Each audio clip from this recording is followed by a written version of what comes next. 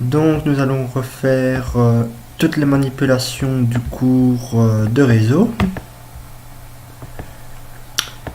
J'ai déjà importé les machines pour gagner tout le temps d'importation.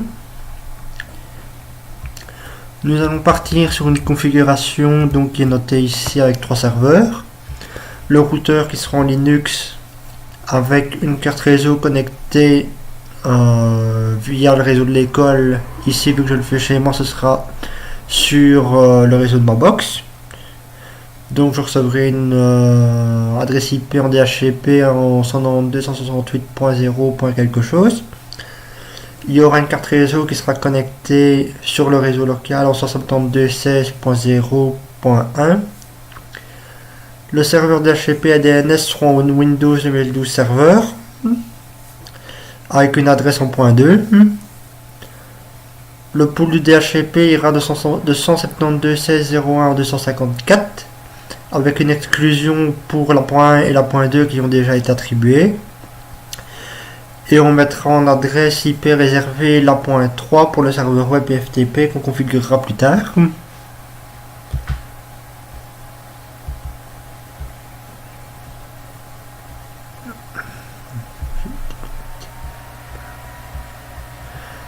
Donc il faut d'abord qu'on configure donc le routeur. Nous devons désactiver le contrôleur USB et nous devons mettre la carte réseau 1 en accès par pont et la carte réseau 2 en réseau interne. Pour le Windows 2012, nous devons configurer la carte réseau en réseau interne.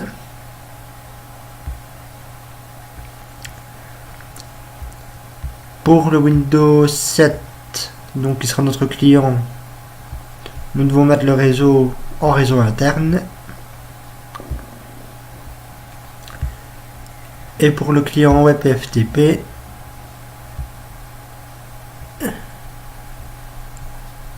nous devons désactiver le contrôleur USB et configurer la carte réseau en réseau interne. Donc je commence par configurer le routeur et le Windows 2012.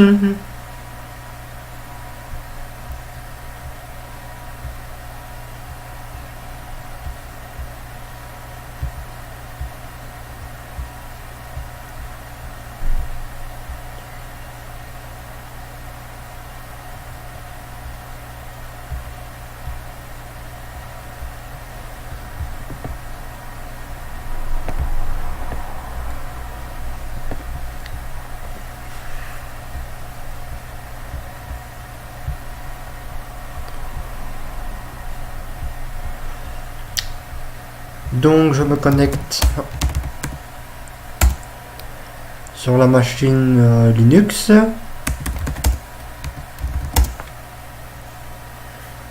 Donc la première chose à vérifier, c'est les paramètres IP.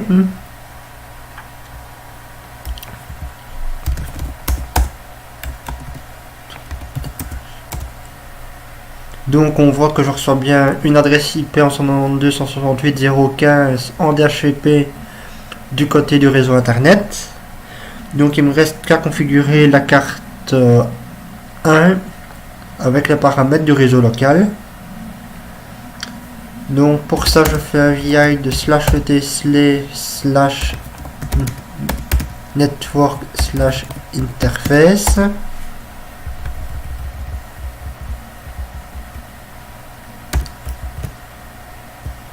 Et donc je rajoute les lignes auto ETH1, IFS ETH1 init statique, adresse 172.16.0.1, netmask 255.255.255.0. Je sauvegarde. Et pour recharger la configuration, je fais un etc /init.d /networking restart. Et donc si je fais un ifconfig-a de ETH1, j'ai bien mon adresse qui est configurée en 172.16.0.1.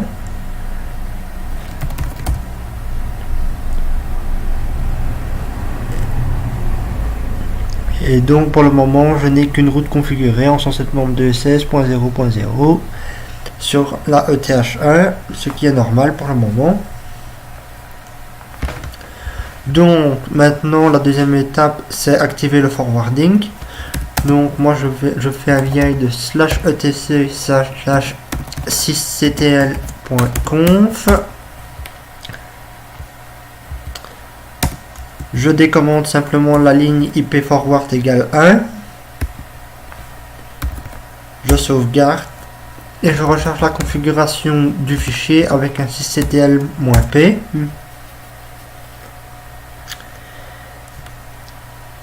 Et pour activer le NAT, je fais un iptable -tnat-a post-routing -o ETH0.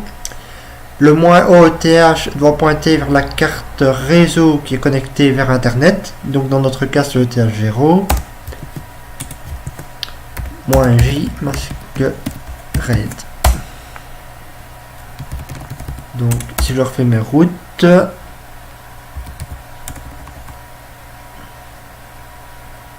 j'ai pas mon NAT, mais c'est pas grave.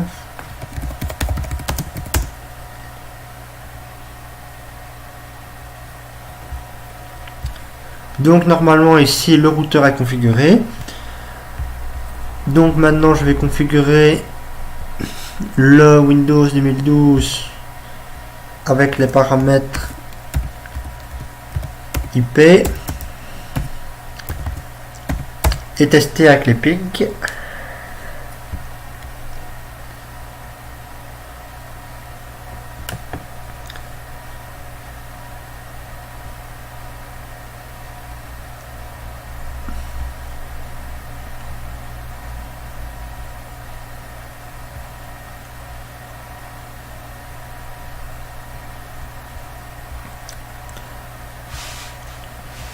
Donc son adresse est la 172.16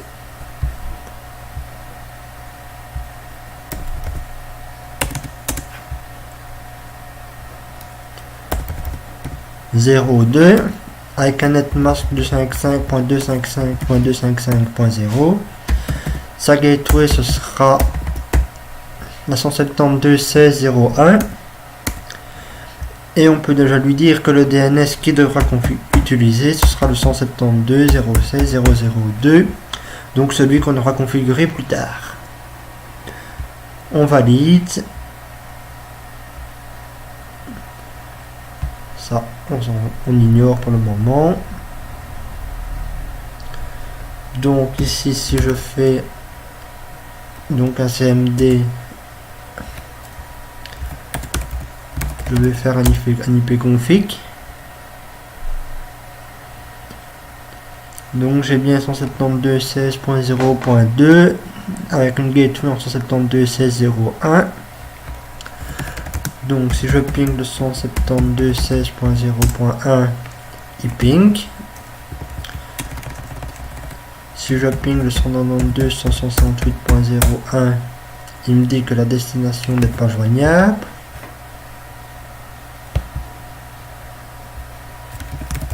ifconfig-a ETH0.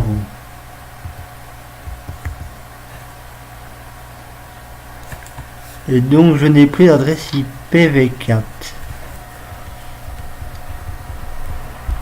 Donc je retourne dans le fichier interface. Le problème peut venir du fait qu'il manque un auto ETH0 à réessayer.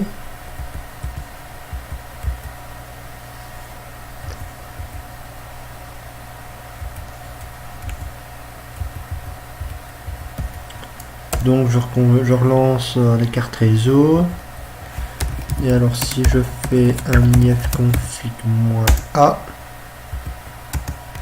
de ETH0, j'ai bien une adresse en .15. Et donc là, j'arrive bien à pinguer le 192.168.0.1. Et donc, si je ping le 8.8.8.8, j'arrive bien à pinguer. Donc, j'ai bien ma connexion à Internet qui est établie. Donc, maintenant, on va configurer le DHCP et le DNS. Donc, on va ajouter des rôles dans Windows 2012 Server.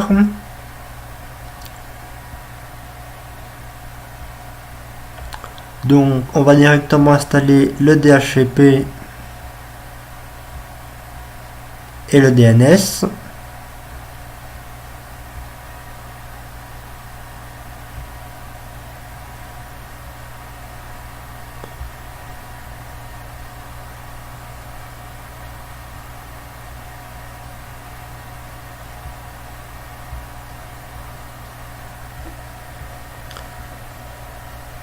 Donc maintenant on va laisser le temps que ça s'installe.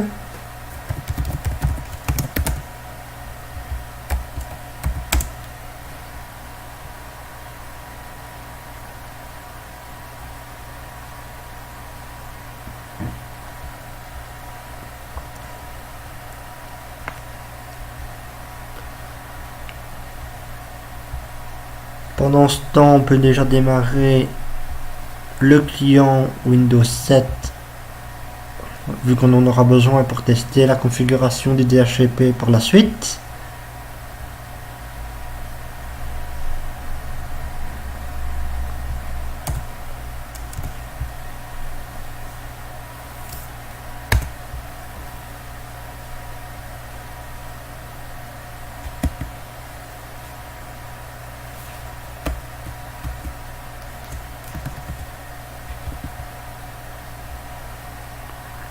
Donc voilà, les rôles sont installés.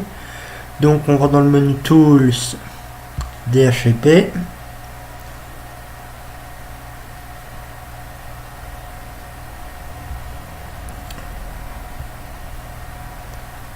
IPv4. Et donc là je fais un New Scope.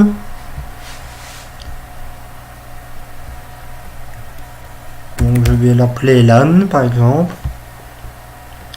Je vais mettre qui commence en 172.16.1, en 172.16.254, longueur 24.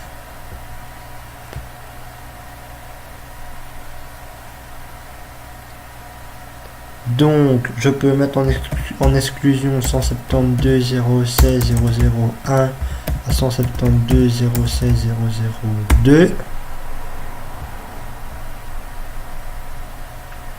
Je peux mettre que la durée du bail va être de 3 heures. Je vais configurer directement les options du scope. Comme ça on est tranquille. Le routeur ce sera le 172.0.16.0.0.1.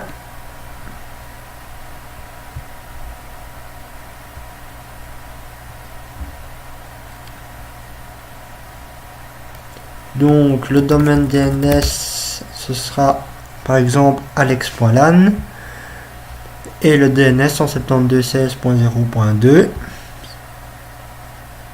Il n'y a pas de Wins Server et je souhaite activer le scope directement. Donc dans notre scope il nous reste juste à ajouter la réservation,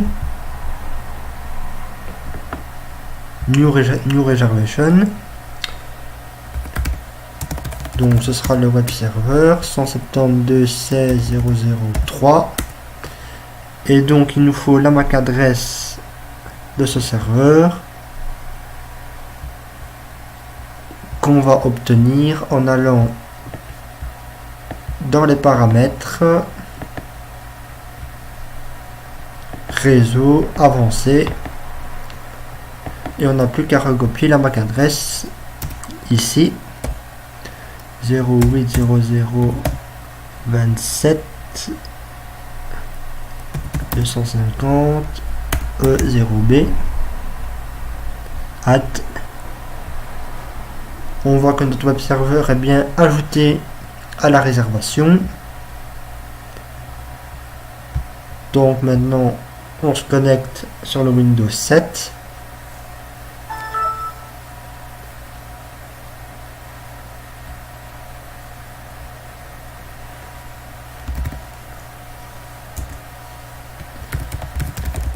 Je vais faire un ipconfig release et un ipconfig renew. Donc je peux mettre qu'on est dans un réseau de bureau.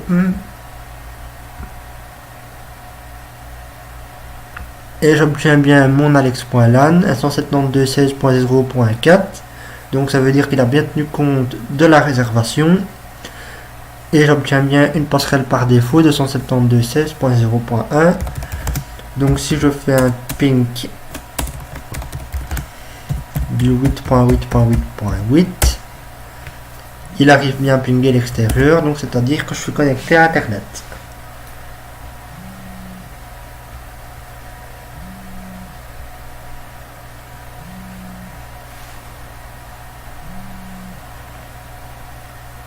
Donc maintenant, je vais dans Tools, DNS.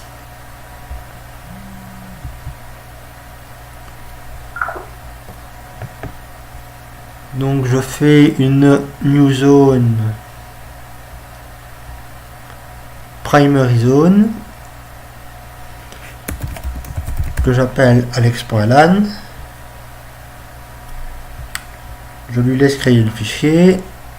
Je ne mets pas de mise à jour automatique.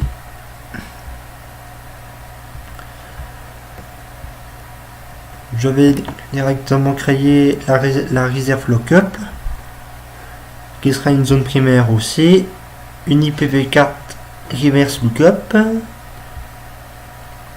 donc en 172.0.16.0.0.0.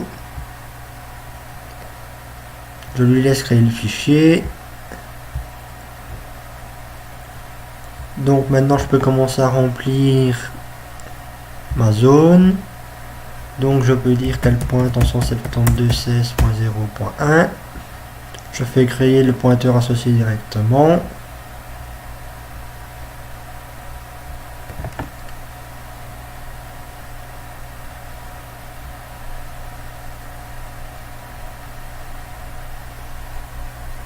Je peux dire que non, je vais le changer. Donc quand on veut le changer, on double-clique dessus et donc je vais dire qu'il va pointer directement vers le serveur web plus tard. Je peux créer un nouvel alias en disant que www.alex.lan va pointer vers la zone que j'ai créée juste avant.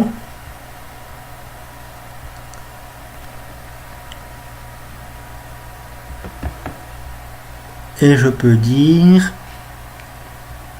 que ftp.alex.lan va pointer vers 172.16.0.3.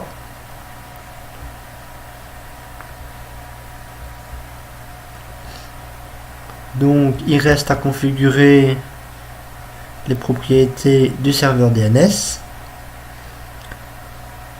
Donc en disant qu'il va écouter sur toutes les adresses IP. Ce qui nous manque, c'est le forwarder. Donc ici, je vais utiliser le forwarder de Google, le 8.8.8. Et je vais utiliser le 1.1.1 aussi. En sachant qu'à l'école, nous ne pouvons pas utiliser le forwarder 8.8.8.8. Nous devons utiliser celui du local dans lequel nous sommes présents, donc celui de l'école, qu'on obtient en faisant un ipconfig/all de la machine principale. Je fais appliquer. Et donc maintenant ici, si je fais un nslookup, donc si je fais alex.lan, j'obtiens bien le 172.16.0.3. Si je fais www.alex.lan, j'obtiens bien alex.lan 172.16.0.3. Si je fais ftp.alex.lan 172.16.0.3. Et pour montrer que les changements sont pris en compte directement, si je fais dns.alex.lan, ça fait 172.16.0.2.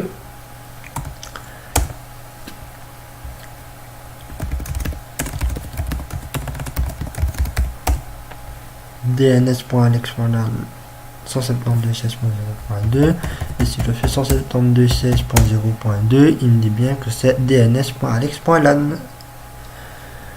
Donc ici, le serveur DHCP et le serveur DNS sont configurés et notre client Windows 7 a accès à Internet via l'extérieur et peut faire des pings vers des sites web